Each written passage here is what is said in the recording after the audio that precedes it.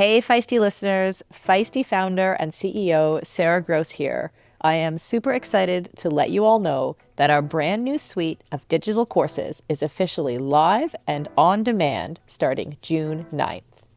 And these courses are designed for one purpose: to give active women like you the tools, knowledge, and support you actually need to thrive.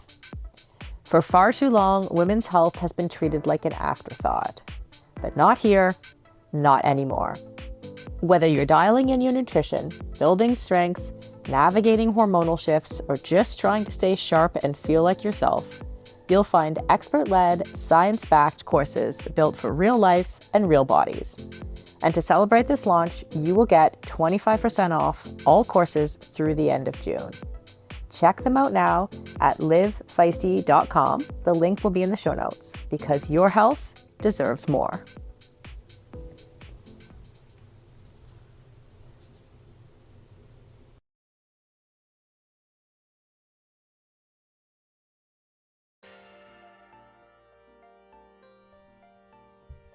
All right, welcome everybody. I'm here with Katie Zafaris, Joanne Murphy. I'm Kelly O'Mara. I want to apologize. I feel like we all just started sneezing right before we got on, and I'm very stuffed up, but we'll try to minimize that. But we do have an exciting interview with Paula Findlay in the second half of our show today, which you will get to. But first, I want to remind everybody, if you haven't been paying attention, if you missed the emails, Feisty launched a whole bunch of new education courses this week on Monday. They're all available now on demand, so you don't have to wait. You can get them right away. We have our strength course, we have our fueling course. We also have some new courses about perimenopause, brain health. So you should go check that out at learning.feisty.co. And I was talking to you guys.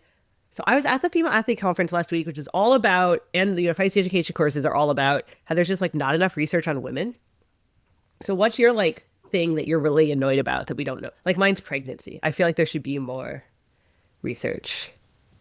Pregnancy, the whole process, from beginning to the baby being here. And then I also feel I still feel like eating and just fueling as females, and really having, I don't know, this probably isn't even just women, but athletes just think a lot about eating healthy and making sure they're getting enough. But I almost feel just get in an amount of calories, and obviously aim for that to be nutritious and healthy foods. But a lot of the professionals I know, they're not actually the healthiest eaters. They just consume the most calories.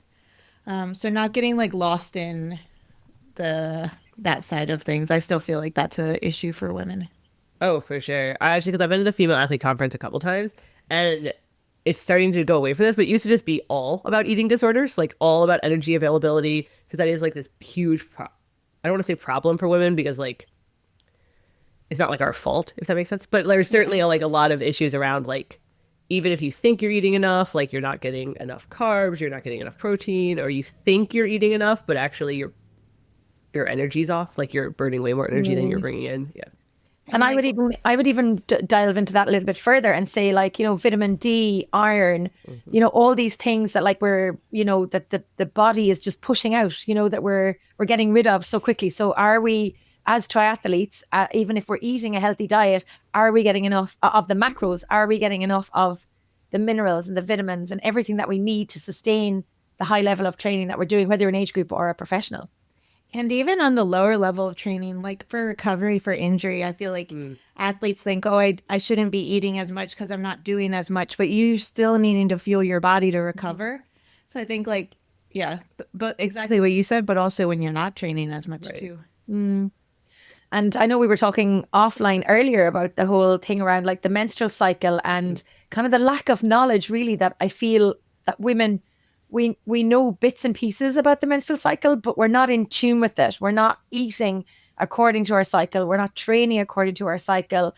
And all of those things, they interact with how we perform, not just in triathlon, but actually on a day-to-day level. Yeah, for sure. And I know Laura Phillip has said she has really adjusted her training around her cycle. Rini and Sarah have both in the past said like what they would like if they had known more, they would have done like just one or two harder days at a certain time of the month and taken a few easier days at a different time. You know what I mean? Like not huge differences, just a little bit. It is a hot topic at these like research conferences because the research is very, very mixed. Like half the research says there's an impact, half of it says there's not. And, you know, planning your whole training around your menstrual cycle might not be the way to go for everybody, but it becomes like this thing where it's very individual, right? Like some people have huge impacts and some people have no impacts.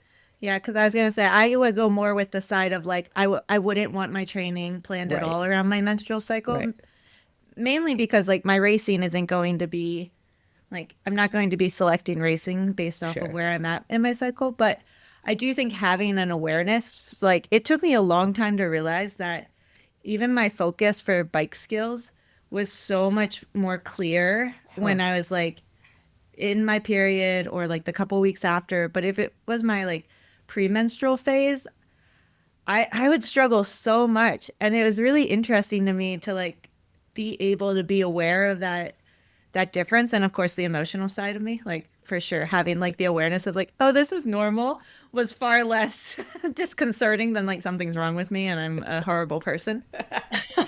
But even when you take the fueling part of it within the menstrual cycle, I mean, the different times of the month when you should be eating a little bit more carbs or a little bit more protein, or, you know, when those cravings hit and you're like, oh my word, I'm after eating a packet of, you know, biscuits. It's like, why did I want a packet of biscuits? Oh yeah, it's the middle of the month. It's definitely time.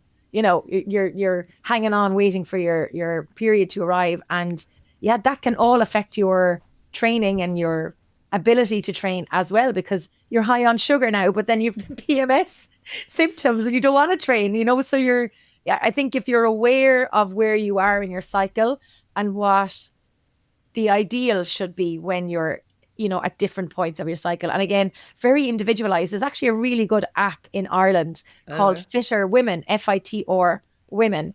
And you can track your cycle on it, and it gives you ideas for recipes for what to eat or the training that you should be doing. It's a general app. It's not specific for triathlon, but I would track my cycle on it, and you can see, you know, when, oh yeah, chocolate time. Interesting. I always had a hard time. I mean, I always had a hard time telling, like, when I couldn't, what's the word in research? Like noise. I couldn't differentiate the noise from the actual variable because I was like, well, I don't know if this is the cycle or if this is training or if I'm sick or if I'm just like pissed off, legitimately pissed off, right? Like, I don't know which one it is. So I always had a really hard time figuring that out. I think that's the other part, like for changing training wise, I feel like that should be adapted based off exactly what you're talking about, like lots of different circumstances. Yeah. So Yeah.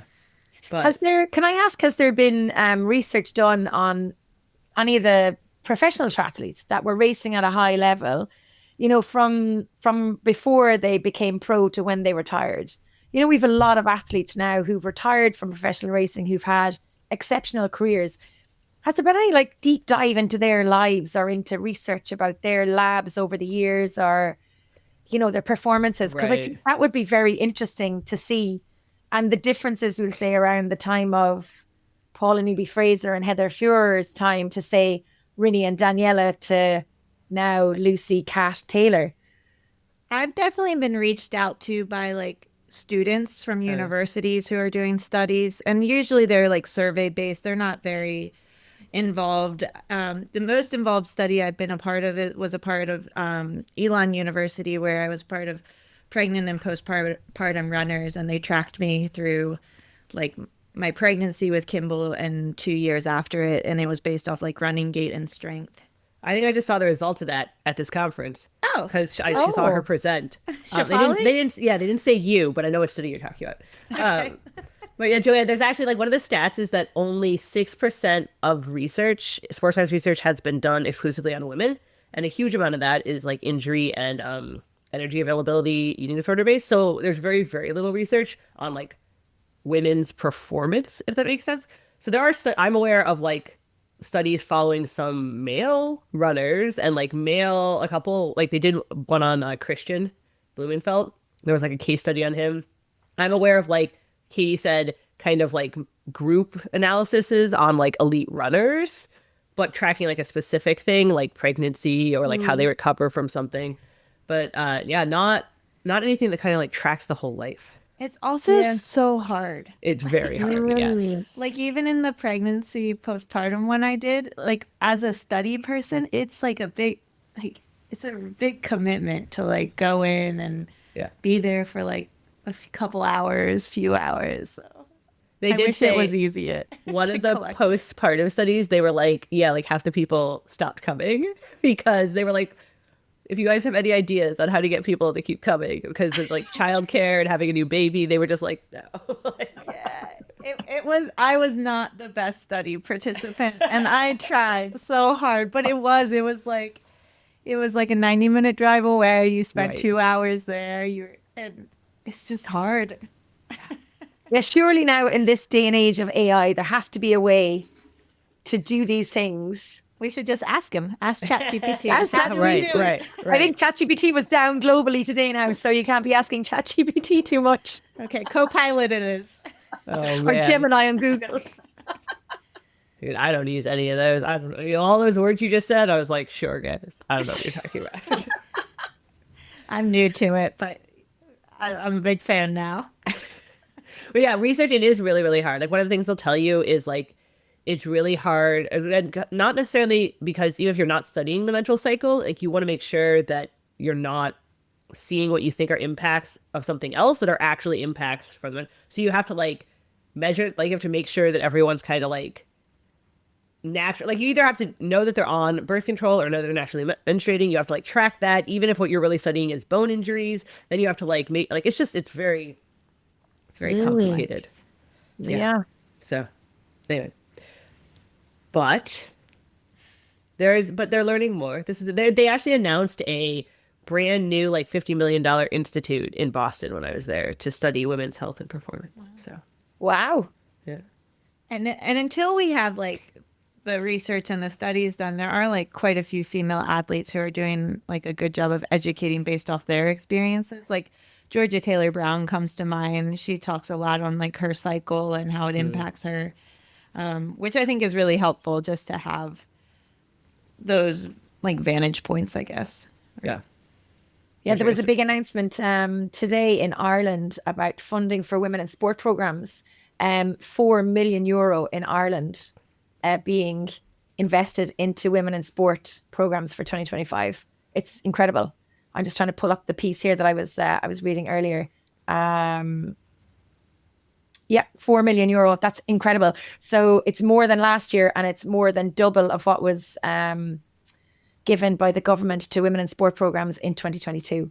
So there's a big focus on promoting and encouraging women in sport in Ireland across various different aspects, from the federations and the governing bodies right down to specific programs being run by Sport Ireland, which would be the funder of a lot of the programs. Yeah, so it's very exciting times in Ireland for women in sport. That's awesome. And that was announced today. Sweet. All right. Well, it's also, I mean, we had another exciting weekend of racing. We are actually going to talk about triathlon too. And we were talking about it beforehand. All right. So I'm going to pick Eagleman because it was good to see Lucy back. She's like, seems healthy again. I know it cracked me up though. She was like, well, I was going to be in the US anyways. So that's how I do Eagleman. She was going to be in Vancouver. That is not the same. I would like to be clear that Canada and the US, not the same. Maybe she meant like stateside, Right. the far side of the Atlantic. It's like people getting confused saying that Ireland is part of the UK. Right. I like that she thinks we're similar though. Makes me feel good. And Yeah, it's good to see Chelsea back. Like Chelsea had a rough start to the year. Chelsea Sodaro had a rough start to the year. Bunch of like illness and I think just like playing races. And so her and Lucy kind of going head to head in Eagleman was like back and forth was really cool. Yeah, it was good. I didn't actually see the race because I was at Ironman 70.3 Bolton this year, which was an age group only race. It was very exciting. Even with just age group race, it was on fire. So good. So I was only just able to check the tracker every so often to see how the racing was unfolding over in Eagleman. But yeah, it was good. It was very good. What is your pick for your race that you were excited about this weekend? Oh, there was also the World Triathlon Para Series races, which is cool. I feel like a lot of people don't realize that is their WTCS equivalent. Like it is their top level of racing. when they were over in Italy, and I love Grace Norman. Grace Norman was back on top. I don't know if she's lost a race in like 2 years, 3 years, a long Wow. time. Yeah. At some point, I feel like you probably who I've talked to her about this. It like becomes like a thing, like that you've never haven't lost a race in 2 years, and you're like always want to just lose one just to get it out of the way. No, It is a lot of pressure when you. I feel like that was Gwen going into the Rio Olympics. Insane. Yeah. And there was an America's Championship, which I don't. Katie's going to explain to us the difference between. I don't understand America's Cup versus America's Championship. It just means that it's the so like America's is Canada, Mexico, well, Canada, South America, and the United States. So it was that championships of that region. So Europe has a similar one. So we had like our national team athletes don't race it quite as much, but there were a lot of our like up and coming athletes who did, and the junior women actually swept the podium and had 4 in the top 6, which was really cool to see. And then also on the side of the para, like they did Kalima as well, and a lot of the resident team and up and coming para athletes. They're now coached by Andy Potts at the USOPC or US Olympic Paralympic Training Center, and so many words. And they all did really well too. I was talking to Lindsay Jordanic, who kind of runs that. She's not a coach, but she runs like the para program, and she said everyone was really excited about how they were doing and progressing. So. Yeah, a couple of podium sweeps on that side as well. Very good. We had one of our para athletes on the podium as well, Judith McComb, and her guide, who's a former professional athlete, Emer Nichols, and they got a bronze medal in Toronto. So very exciting. We also had one of the guys get a silver medal as well. So it's a great start to the season because she was racing with some of the girls who would have beaten her at the Paris Paralympics. So there's great excitement here for Judith. You said she had a former pro as a guide. Like they are hoping to get like faster and faster guides because it's getting like crazy. Yeah.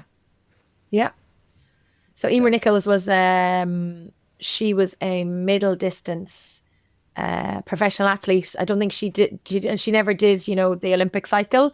She went straight from into like Ironman racing, but she was the winner of Embruman, and I think she won Ironman 70.3 Wimbledon at one point as well, and she married a former professional athlete as well.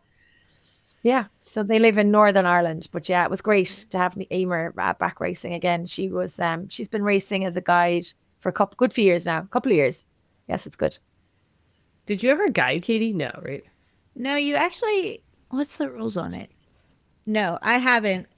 And I don't know, maybe future I have interest, but Tommy had interest at some point, but he's part of, because he works with para recruitment, he's actually part of like recruiting some of the guides too. So it's been cool seeing like you said, the crossover just of athletes who are now racing as guides for the para athletes with the para athletes. Yeah, but the guides have to be exceptional athletes as well to be able to keep up with the athletes that they're guiding or piloting. Yeah, for sure. And not just in one discipline. Yeah. All 3. They have to be really at the top of their game as well. And then this upcoming weekend, I mean, I kind of just teased Lucy about it, but this upcoming weekend is Vancouver, and that's a new race. And we do have an interview with Paula coming up that Joanne talked to Paula, and I know Paula Findlay is obviously excited about that one because it's in Canada. It'll be good. There hasn't been a race in Vancouver in a while, and that is a big like triathlon community. You're like, I think it also have Taylor, and there's a load of them that were racing in Eagleman as well that are there. Since you're in America, no, I know. I actually was looking it up to see who was on the start list earlier today. So for the women, there's Taylor, Julie, Ashley, Paula, Lucy, Byram, Taylor. Yes. Charles Gray Peck, Ellie Salthouse, Jess Learmonth, Lisa Basheris. She was in Eagleman. Holly Lauren. I think Kate Woff is skipping it though. Oh, is she? I haven't really been keeping an eye on the socials. So, but it'll be interesting to see the showdown again now between Julie and Taylor, I think. Mm-hmm. Yeah, Maya King was racing as well, so I Oh, think is she must she? be a wild card, which will be really Yeah. interesting. The wild card situation, like, I mean, I'm sure, Katie, you understand, like, how start lists work for World Triathlon better than all of us, because, like, you have to roll onto the start list. But then because T100 is part of World Tri, they, like, kind of have that. Like, you have to be on a wait list, but then it's, like, not exactly. Like, I don't really understand it. I think you're explaining it perfectly. Like it is. I don't know how to explain it better than that. Like it is. You go onto a wait list and you're but it's a little more of a, I like not a sure thing, but there's a little more predictability. I think of Right. who gets onto a T100 start list than maybe necessarily how people get onto the World Triathlon start list. Like there's still a higher roll down, like a roll down, but I don't know if it's because of the country quotas in World Triathlon races that throws everything off because you can only have a certain number of athletes racing from each country. Right, right. That makes So sense. It makes it more complicated than I think the T100. But Yeah, it's very weird, though, because, yeah, they keep announcing wild cards that you're like, I'm pretty sure that person knew they were racing, like, already. So, very weird. But yeah, that's this weekend. That'll be fun. Be good to see a race in Vancouver, just because, like, I don't know if people know Vancouver, like, it's a big triathlon community. And then there's also now we're gonna have the debate. Joanne can settle this. How do you say Ironman Cairns? Cairns? Cairns. Cairns. Ironman Cairns. I would have think Kearns. I don't know why you're asking the Irish girl to pronounce an Aussie place name. You're like, I don't know. Don't they like give you lessons as an Ironman Absolutely announcer? not. We just have to make it up as we go. Okay. I think no, it is Ironman Cairns. Yeah, and that's this weekend too, which is the Yeah. next Pro Series race. I know like Jackie Herring's trying to, because she had a mechanical in Hamburg, so just decided to go over there and bounce back. Just a little jump over. Right, whatever. While I'm in America, no I'm kidding. While I'm in Europe, I'm going to go to Australia, but Australia are in the Eurovision, so maybe they're connected. Oh, somebody was asking me if we have Eurovision here. No, No, and we do not. But they tried to make one time with every state. that wouldn't be Eurovision though. Yeah, I know, but you know what I'm talking about. The song contest. They tried to make one. Do you not have like America's Got Talent or The Voice yeah, or something yeah. like that in America? Yeah.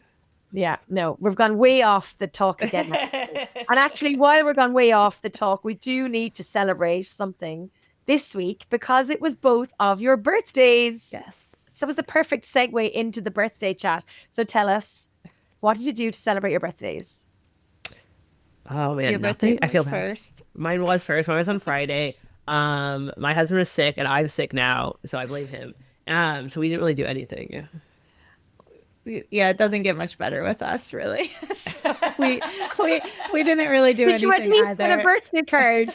I did. I got some nice cards and presents and surprises from near and far. And Tommy and I had a pool day with Kimball where we got Nice. pizza, and then we just went home. And a cookie cake was a surprise delivery from Tommy's family. And so basically, from when I received it to when I went to bed, we ate cookie cake. That sounds like a fun day. Yeah, My parents, No, it was perfect. I will say, so my parents, a lot of people know my parents moved near me a few weeks ago to like help with the kid and everything. And so we were at their place and they've been thrift store shopping to like buy furniture for their house. And so my dad found, while he was thrift store shopping, this is his birthday present for me, 2 giant wooden broadswords, like actual swords, like for, and he bought them. And he was like, here's your present. Are they going in the kitchen? I The don't know. dining room? Yeah. Is on this the wall. something that's been on your list for a while? Interesting. Yeah. So that was what we did for my birthday. I actually had to Lord. Google broadswords. I'm just saying these weren't like small. These were like, they're like 4 feet long. So I think you'll need to take a picture and send them or post them on the podcast page. At least the ones I'm seeing are quite, Wait. impressive. Did he get a good bargain though, or like are they antique? I assume since they were at the thrift store. So Interesting. Anyway, we digress. We need to go talk about the T100, or at least talk about my interview Yes. with Paula So- Findlay, which was brilliant. yeah, It you was got to talk so to good Paula. talk to her. Yeah. And I was listening to it. It's she had a lot to say. You talked about like her whole career. I thought one of the things that was really interesting to me, and that after this break in a second, you guys will all hear the interview with Paula. But she kept talking about how it's so important to be happy and have fun, and she didn't always have that in her. Like she's been doing this for 20 years. She didn't always have that, and I feel like I don't know. I feel like more and more people are saying that these days. Like it's important to be happy. Yeah, for sure. I think with like like the professional side of things, you look at how the athletes that are at the top, like not all, but like most of the athletes have like a pretty good balance of what they're doing inside and out. I always think the British do it so well. Like they have so much fun. Like from getting to the race, they think the race is fun. And then like they take it not I was gonna say less serious, but that would be the incorrect. But it's just they have such a good energy around them with racing, and I'm generalizing here, of course, but I do. It is. I feel like the Olympics. It gets so much not hype, but there's so much pressure into it that it makes me kind of sad when athletes take that as like Sure. end all be all, like that one result if it's not exactly what they're looking for, and the opposite side when you get that result and you're kind of like, oh, but that's it. Like, so I think I definitely am glad that Paula's found that, and I'm looking forward to also hearing the interview. Yeah. I think in relation to the girls in the UK, they do have a great bond. Like there's been a lovely synergy across the last couple of years because, when Kat, Fenella, Indy, Lucy, obviously missing a few, but as I was coming up through the ranks with Ironman UK, it was the time of Lucy Gossage, Nikki Bartlett, obviously as well with that gang. But there was a handful of professional athletes, like literally a handful. You might have 4 British triathletes on a start line with some Europeans in the UK. And then there was just this lovely growth of the sport and a lot more female professional athletes, but they all kind of came at the same time. And the travel that they're doing and the bonding that they have, it's actually fabulous to watch. They're fiercely competitive when they're on the field of play and racing, but they're definitely, even from afar, we see stuff on the socials, but you can see there's a genuine bond, which is lovely. And Paula's chat was very interesting, even talking about, she flies, I'm not going to give everything away, but she flies to races, and then Eric will drive the camper van, and then they'll hop in the camper van on the way home and have a little adventure. I mean, she has the best of both worlds. She literally has that triathlon life. Well, and it's also like that's how it starts, right? Like your passion for racing starts just fun and like exciting normally, and then you get in your head and you put the pressure on yourself, and then it loses its fun. And then I feel like everybody kind of like the best thing is when you can come back out of that again and find the joy in racing. And yeah. And like when you think about it, I mean, I still think of Paula Findlay as really, really young, which she is young, but she's 20 years in the sport of triathlon. When she said that she's been doing, I mean, because she's really young. She's like the same age as me and Katie. She's just still racing. She's younger. She's younger. Like 30. That comment made me feel good. 37. You girls are older than that. And then we won't even talk about my age, because I'm definitely the oldest. But then when she said she's been racing since she was 16, I was like, oh yeah, that is a really, really long time. And I think, and one of the things she said that I thought was really interesting to talk about this is that like her career has taken a turn that I don't think she expected. I don't think she planned. She was like going to be a doctor, go to the Olympics. And now they have like, like you said, they have that triathlon life, this whole, and I think sometimes, it works out, right? Well, how that triathlon life is so often, like she's so authentic in the like interviews, and I think that's really good to see. Yeah.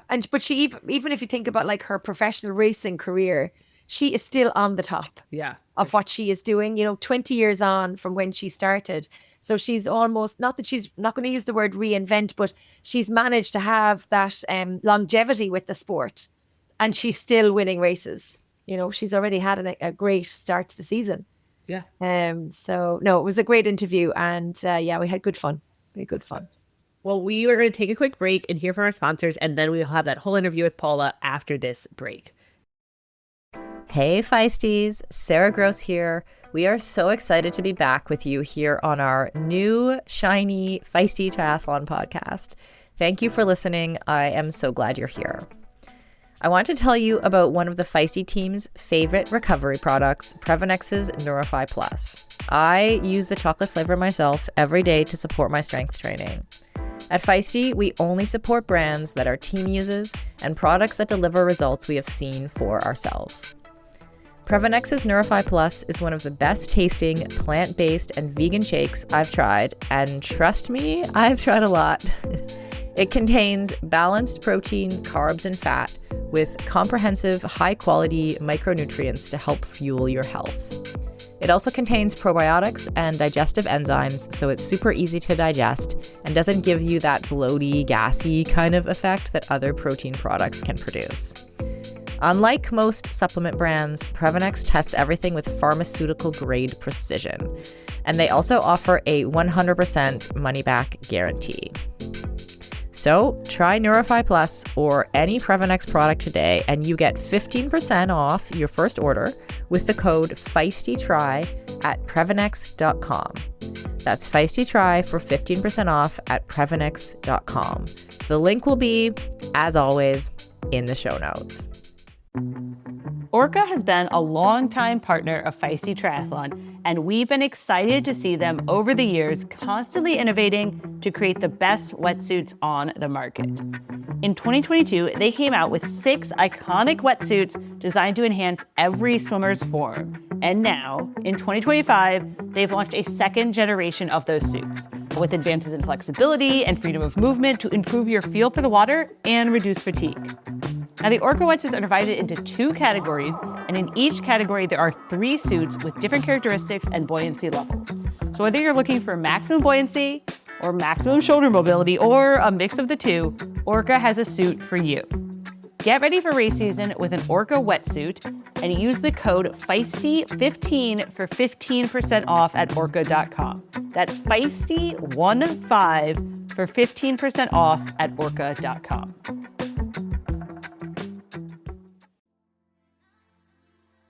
Here at Feisty, we're excited to be teaming up with Xterra to help get more women onto the trails and into off-road triathlon.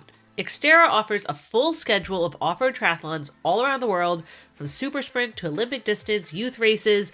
Their events feature open water swimming, mountain biking, trail running, with a focus on the welcoming community and beautiful destinations. And I want to be clear, anyone can do an Xterra. You can do an Xterra.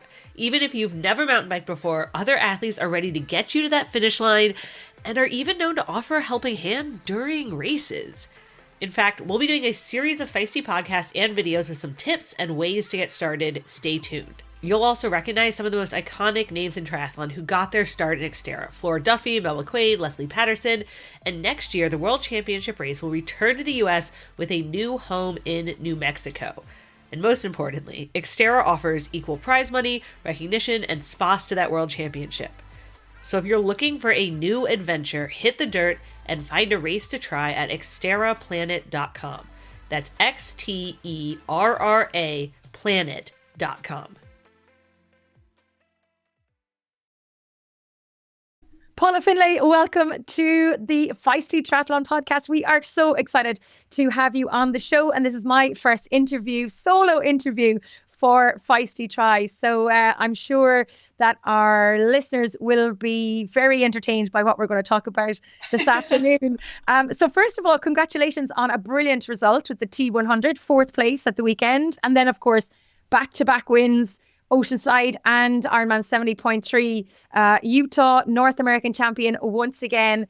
Fantastic racing and a great start to the season.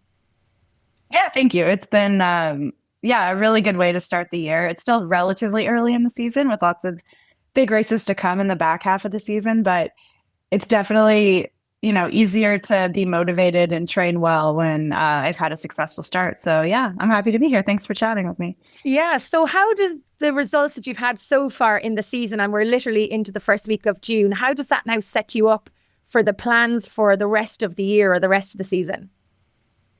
It kind of just shows that I'm, I guess, on the right track. And I think the biggest difference this year to previous years is I'm just happy and in a good headspace. And I'm excited about training. And I think that's what's translated the most to having these good early season races. And I've always kind of said, like, you don't necessarily want to win Oceanside because you want to win races in the fall, but I did win Oceanside. So I'm just trying to be smart, I guess, about the season, along with my coach and my coaching team, and make sure that I can hang on to fitness and get better throughout the year instead of last year where I got like really tired and burnt out by the end of the season. So yeah, just kind of managing it, but it is definitely a good confidence booster to know I'm on the right track right now.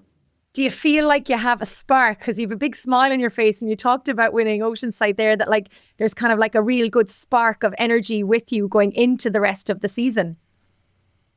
Yeah, I think I'm in a good place in terms of I made some coaching changes this year and just really put myself in a position where I am motivated day to day and have like kind of a new training plan that's fresh to me. And I've been doing the sport for so long that sometimes that little change of stimulus is what an athlete needs to find that little extra. And it's not necessarily like what I was doing before wasn't working. Like I had a lot of amazing results under my previous coach, but more mentally, I just needed a switch. So that really helps with just like having a team that's excited and is new to me and I'm new to them. So yeah, I guess that does give a little bit more excitement when I go to races. So that's been helping a lot. And is it hard to make that switch then? Because obviously you build a relationship up with a team and a coach, and then suddenly you've got somebody new, and obviously you've got to trust what their perception is of what you need and what you can do with regards to your training and stuff. But in terms of building that relationship with the coach, does that take time, or how does that dynamic kind of help or move? Yeah, no, it definitely does. And I kind of switched at an awkward time of year because it was basically like a month before Oceanside, and you can't really do that much changes before a race that quickly, like in terms of your physiology and stuff like that. So, but I was with my previous coach, Paula, for like 8 years. And I think he knew me so well that he almost knew me too well. Like I could get away with stuff, and the training was, he changed things every year and was keeping up with like new things, but also just, yeah, I kind of felt like I wanted a fresh approach or just like someone else watching over or something. So it definitely takes time and it's still a learning progress. I'm actually working with a cycling specific coach primarily. So that's a learning curve as well, to have her learn the sport, but in a way that's also refreshing because she doesn't know that much about the ins and outs of all the people and the types of racing. So she's learning alongside me, which I think is really cool at this stage of my career when I've been in it forever and I know my body better than anyone and I just need guidance in certain areas. So yeah, it's definitely, well, it could take a year or two even to like really get to know somebody, but that process is really fun. Brilliant. And in terms of actually knowing your body, you've just recently raced at T100, finished 4th place in San Francisco, but Vancouver is on the horizon. So how do you recover now from San Francisco and prepare for Vancouver with them so close to each other? Yeah, it's really tough to do any kind of meaningful training between that gap. It's almost easier to race consecutive weekends versus having this kind of weird 2 weeks where you're recovering and you still got to do some quality sessions, but then taper pretty quickly. So we knew that looking at the schedule. So I did a really hard block pre-St. George with anticipation that there wouldn't be a ton of time to do like really good blocks of training between St. George, San Francisco, and Vancouver. So it really is about like maximizing your recovery and putting a lot of focus on getting my body ready to go again as quickly as I can. And I don't put as much focus on that if there's a huge gap after a race and I can kind of take some downtime and fully chill. But I've really been focusing on like sleeping well and eating well and getting food in right after I crossed the line in San Francisco. And I feel like I've bounced back really well from it. So starting today, actually, for the next like 5 days or so, I'll do some harder workouts and then taper into Vancouver. But it's really the foundation of the work I did like in the winter and early spring that's allowed me to have this turnaround that's pretty quick between races. And when you say you got to, going to chill a little bit, what does a chill out day look like for Paula Findlay? Well, a lot of this early season actually has been, most of the races are within driving distance of where we live in Oregon, Eric and I. So long drives, but still drivable. So I've been flying to the races while he drives the van, and then we drive back together. So the 2 days or 3 days after the race have just been kind of like meandering home with the van and the dog and like training a little bit, camping, and, just having a much more relaxed approach to the day to day, which is how we ultimately live our lives anyway. But it just feels a lot more chill when you're kind of on the road like that. So that's what we like to do. I mean, if I have an off day or an easy day, it doesn't look that different to a hard training day. Like I'm taking Fawn out and I'm going for coffee, and it's a pretty nice life. But yeah, sometimes it's harder for me to take those like really easy days because I do enjoy the swim, bike, run parts just as much. Yeah. And even on a chill out day, would you go for like a recovery swim, or would you absolutely be, I'm not training on my rest day? It's as much a mental recovery day as a physical recovery day. Yeah, that's been actually one of the biggest changes with this new coaching team that I have is like easy days or rest days are actually all off. And I've never done that before. Like with Paulo, there was always like an easy swim and an easy run on an easy day, which I prefer because I like doing those things. And sometimes it makes my body feel better to move a little bit. But I've realized, especially like being in my mid 30s now, that having complete days off actually is really important. And like, for example, the very first day of working with my new coach, she prescribed a full day off. And I was like, this is crazy. I'd never take days off. So it's almost you never tougher take for me. days off?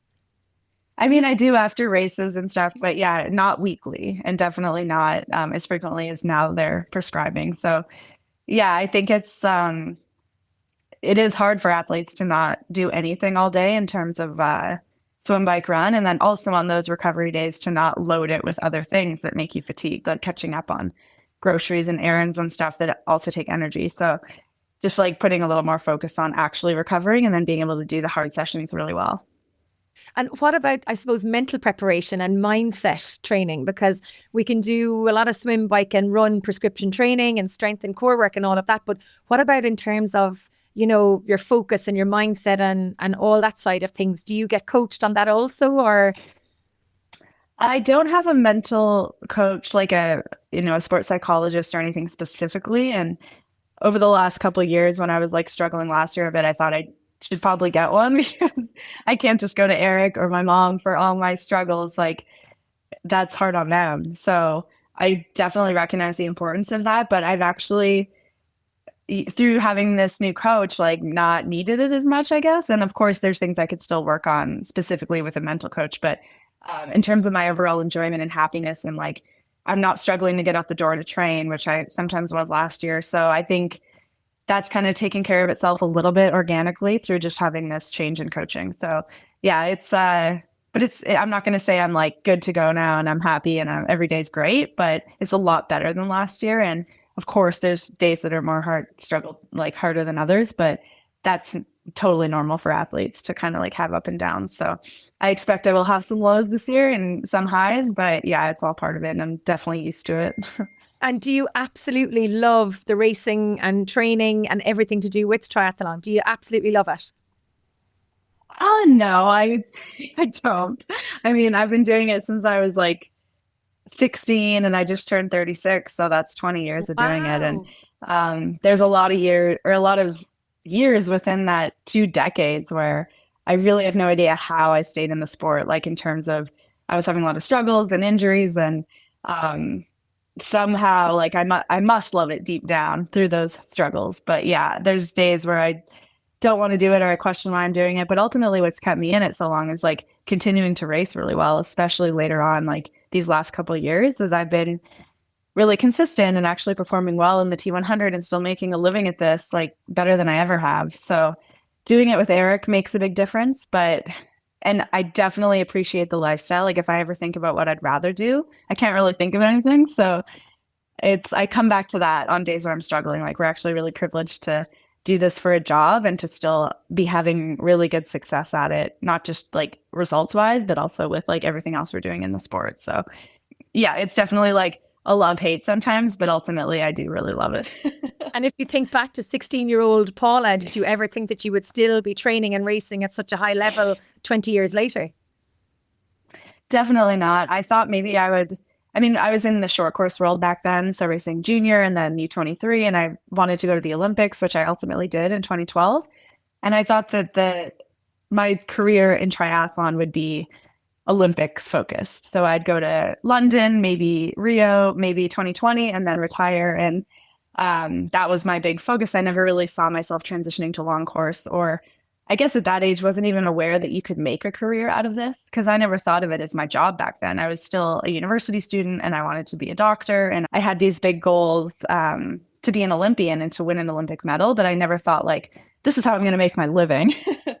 So yeah, it's kind of insane how as the sport also has grown, there are more income opportunities. And especially with Eric and I being a little bit creative with like the social media side and everything we're doing alongside racing, we've been able to make a really good living at it. So definitely wouldn't have like, expected that if you asked me 20 years ago, neither would my parents. So it's kind of crazy. You know, if you look back to like, you know, when you were really young and aspiring to be, maybe you mentioned there that you went to university and you were, you know, potentially had this plan to be an Olympian and a doctor. You know, if you look back to 5 or 6 year old or even 7-year-old Paula now, and what piece of advice would you give that young girl right now as to what she would achieve in her career? When I was 6 or 7, I was actually dancing, like tap, jazz, ballet, all those things. And I never really had any ambitions to be an athlete, I guess. Like I started swimming when I was 11, so that was a lot later on. And my parents are very active, and my mom was like a national team rower, so it's definitely in my genes and in our lifestyle to be active, but it was never on my radar from an early age to be a professional athlete or be an Olympic athlete or anything. So yeah, I think it really at that young of an age is dictated or directed a lot by your parents, and they ultimately gave me the freedom to do whatever I wanted to do.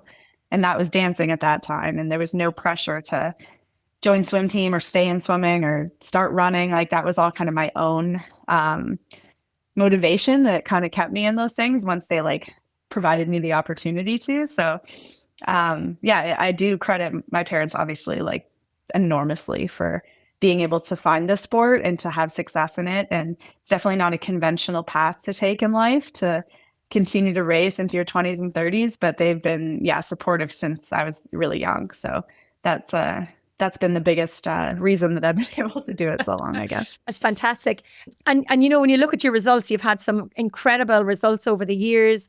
But in terms of your performances and maybe looking at races that mightn't have gone the way you would have hoped or the way you would have liked, you know, every race teaches us something. But is there any race or performance that you've had that's taught you more as an athlete than any win ever could?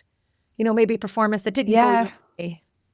Yeah, for sure. When I was younger, like junior athlete, U23, I was used to winning. Like I was really successful right away. And in my introduction to senior racing, again, I was really successful in at elite level as a pretty young athlete. So I didn't have much experience with losing or failure or anything. And I was really, I don't know, just like winning was normal to me, which was almost like a dangerous precedent because ultimately I would have failures soon after. And unfortunately, one of my biggest failures was at the Olympic Games in 2012. And I was going in as a favorite to win because I had been ranked first in the world in 2011 and had these like crazy strings of wins as a 20-year-old that was kind of thrown into the spotlight a bit.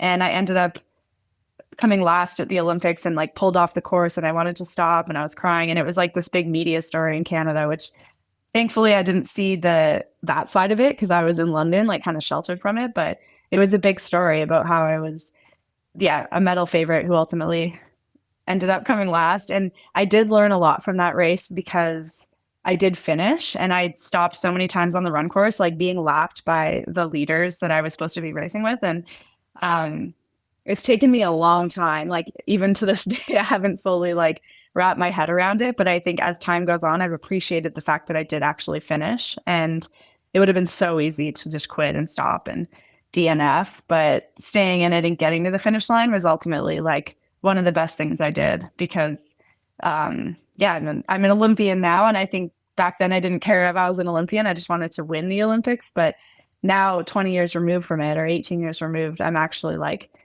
really grateful to call myself an Olympian, to say I did that and to cross the finish line, even if it wasn't the result I wanted. So yeah, I guess like finish what you start and the only reason to really pull out of a race is if you're physically injured and you're going to make it worse. But if you're just having a hard time, you should stay in it. And that's kind of what I've implemented throughout, the last 20 years of my career is finishing if I can, only pulling out if I'm really, really hurt.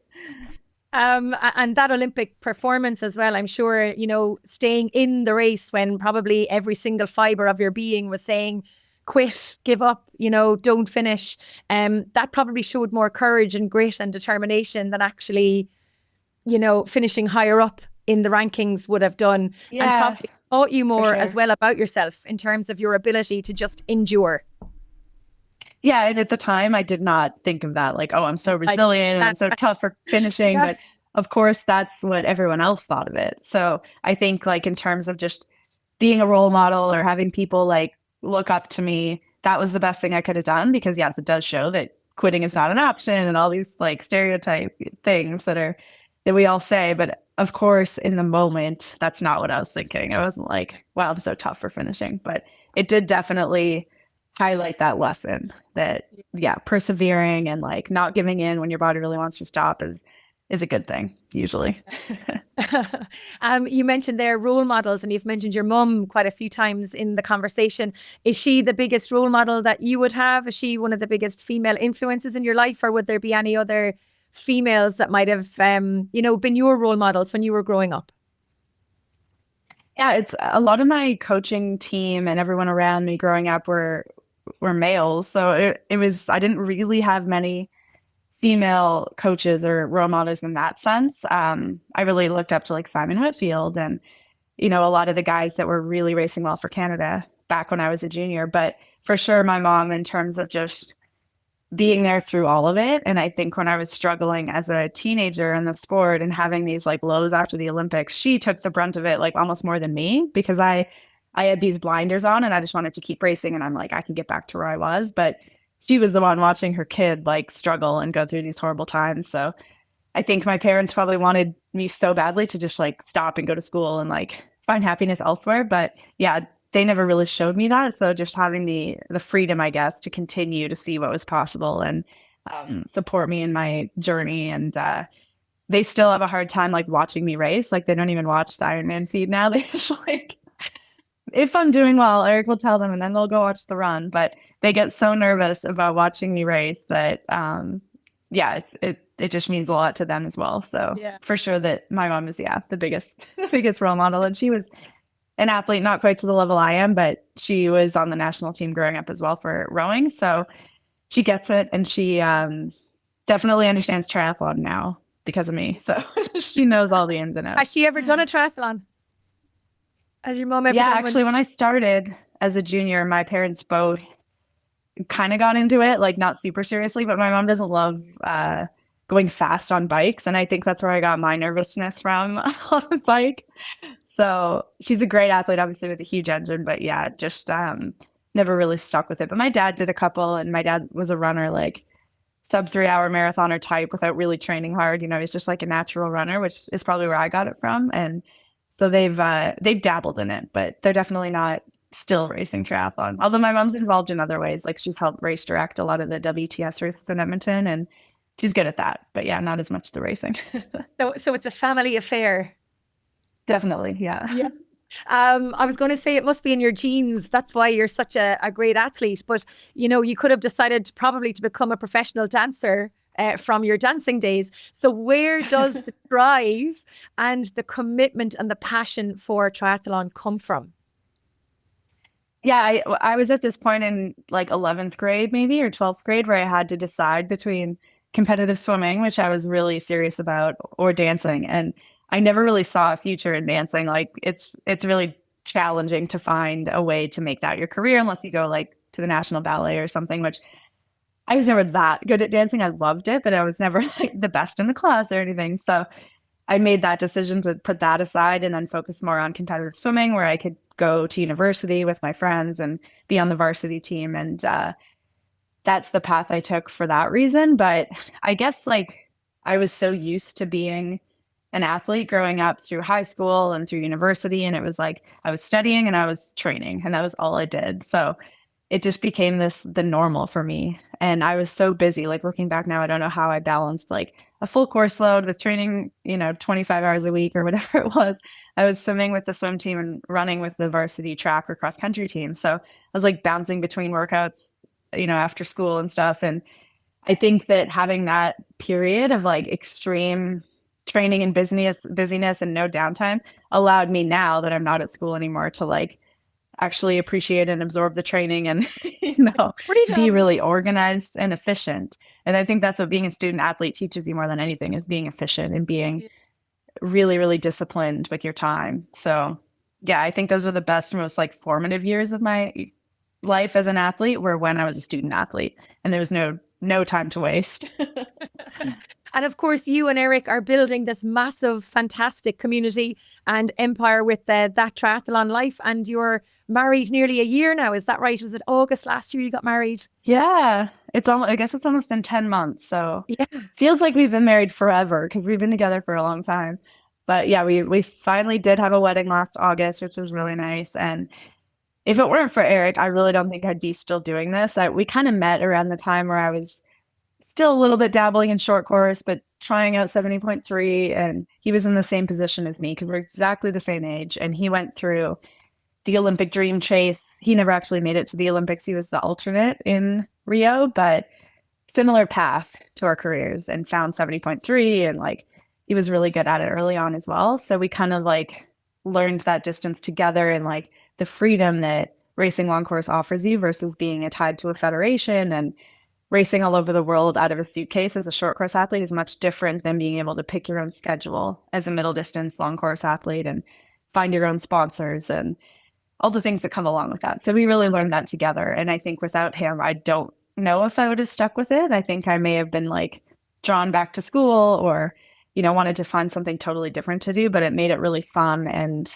ultimately possible to do it because we were doing it together. So yeah, he's a big part of it and still is now. And from the outside looking in, it looks like you have just this wonderful life of adventure between the racing, the training, the van life side of it, and just getting to like live your best lives, doing what you do and doing what you love. For sure. Yeah. We have to like snap ourselves like, this is real life. Like some days we're just feel so lucky to do this. And I will say it does have its challenges, which don't always come across on social media or YouTube or whatever we're sharing. Although we do share a ton, so there's not many secrets, but we're married and we literally are together 24/7. We're like working together and we're doing content together. So that comes with its challenges sometimes, is like, as an athlete, that it's hard to be happy 100% of the time. There's grumpiness, there's fluctuations in mood, and sometimes those clash. So we definitely make it work, and we're very compatible, and Eric is very understanding. But obviously there's times where it's more challenging than others if we're out on a ride together and I'm in a horrible mood and he's trying to film, and it's like those are the parts people don't see. So yeah, it's basically he's like my coworker and my husband and my therapist and like a million roles. So he's amazing. So how do you strike the balance then? Or do you draw like a little line in the sand between, okay, so you've been out cycling, you're in bad form, or he's in bad form and you're happy and he's trying to film and the camera isn't working or something's happening anyway. And it's just not the best day that you're having. But then you have to come home and be husband and wife rather than and colleagues and, build up, the stuff that you're doing with the brand and stuff. So how do you find the time to just be Paula and Eric? Well, thankfully we're really bad at staying mad at each other for more than like 10 minutes. So if there's ever a little fake fight, we're like fine really quickly after. And most of that's because he's the most understanding person ever. And it's kind of been challenging too recently because he is transitioning a little bit more into like doing ultra running and mountain biking and Xterra and less the on-road 70.3 type of racing. So I saw injured as well recently, wasn't he? Didn't he get injured? Yeah, he broke his elbow trail running in St. George like 2 days before my race. So he was going for a KOM and tripped, but that's the kind of stuff he does now. It's just like wild. Usually it's not really reckless, but obviously those types of activities come with some risk. So it's bound to happen sometimes, but it's almost been a good thing to kind of have these separate goals now because he can now join me on workouts where it's my session and he's doing it with me versus like we're both going and doing the same session and he's trying to do his watts and I'm trying to do my watts. And sometimes that can be really difficult if you're both trying to get like the most out of yourselves individually in a workout versus now he's there to help me get the most out of myself for the most part. And then he goes and does his ultra long runs, which I don't go join him for. So there's a little bit more separation in our training, which is healthy. But then I have him there as well to help me with my harder sessions or my tempo runs because he's always going to be fitter and faster than me, no matter how fast I get. So he's like the best training partner ever in a lot of ways. You mentioned earlier that you have a new cycling coach as well, or focusing more on the cycling cycling in general, not just in triathlon. Are you going to look to do more cycling specific racing, or is this to benefit triathlon as well? Or a bit of both? Yeah. When I was looking for a coaching change, I was not necessarily seeking a cycling specific coach or anything. I was open to anything. And I reached out to not a lot of people, but 3 or 4 different coaches that I knew. And I was connected with Carmen, is her name, Carmen Small. She actually is the sport director for EF women's cycling team. So she's very immersed in the cycling world and was a very successful time trialist herself. And wasn't sure if it was going to work, but after a few times talking with her, we decided that it would be really a fun partnership and project to work together. And she's built a team around me, similar to how a cycling team does, where there's like a doctor and a cycling coach and a director. And, so she's the head of it, but there are a lot of people around supporting me, which she's built. So it's really a cool format. And it was never with the intention of like, I want to be a professional cyclist. It was just with the intention of being the best triathlete I can be and knowing that I know so much about like the swimming and the running part and putting the program together that I could like kind of work collaboratively with her to build a program, and with her cycling expertise, raise the bar a little bit in that discipline. So that's kind of the idea, and it's been working great so far, and I'm happy with it. Yeah, great. I can't wait to see some of these exceptional cycling results that are going to come as well, because you are so strong. I mean, you wouldn't be at the point that you are in your career. So to see, the difference that maybe cycling specific will make to your overall triathlon performance, I think would be very, very exciting to see. In speaking about triathlon just in general, and I suppose this is the Feisty Triathlon podcast, so it's all about our feisty women.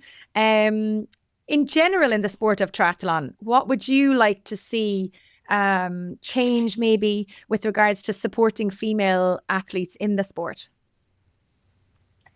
I feel like growing up a female athlete in the sport, I felt like it has been relatively equal in terms of just the opportunities I've had, my prize money making opportunities, racing in the WTS series, like short course growing up. There's always like a stacked start list on the women's side and the men's side. So I've never really been exposed to like any of the inequalities. And I think, of course, maybe some of the men at the very top level can have more sponsorship earnings or whatever it is than women. But in terms of the opportunities I've had, I've felt like it's been fairly equal all along. And especially now with like the T100 doing a totally separate broadcast for the men and the women for most of their races, we get like a full 4 hours of media focused around women's racing, which is arguably more exciting sometimes than the men's, I think. I agree. So I certainly prefer watching it more. And so yeah, I guess like